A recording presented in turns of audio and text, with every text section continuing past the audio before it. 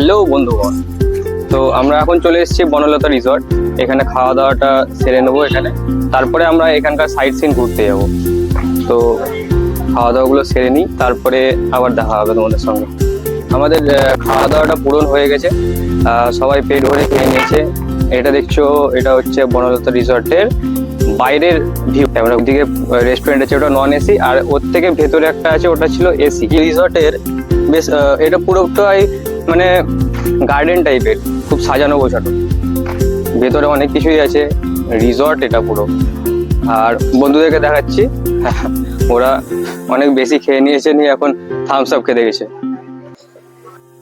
এবার খাওয়া দাওয়ার পর আমাদের শুরু হয়েছে আড্ডা, জমিয়ে আড্ডা দেওয়া হচ্ছে এখন।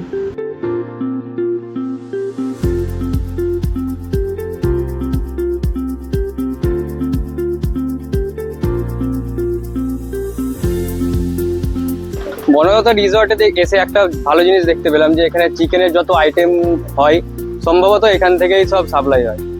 একটা মিনি ফার্ম করে দিয়েছে নিজেদের জন্যই।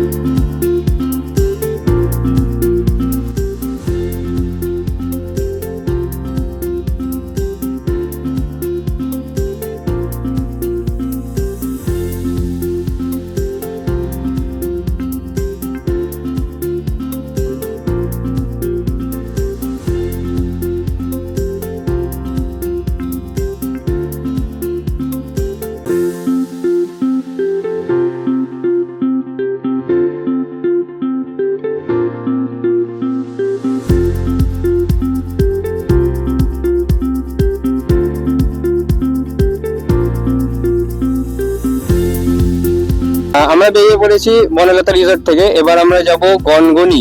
গনগনি বলে একটা জায়গা আছে, ওখানে বলা হয় নাকি মানে গ্র্যান্ড ক্যানিয়ন আছে ওয়েস্ট বেঙ্গলে, মানে grand canyon of West Bengal বলা হয়। ওই জায়গাটায় যাবো। এখান থেকে 37 কিলোমিটার মাত্র, বেশি দূর নয়, 1 ঘন্টা লাগবে যেতে, তাই দেখাচ্ছি ম্যাপে।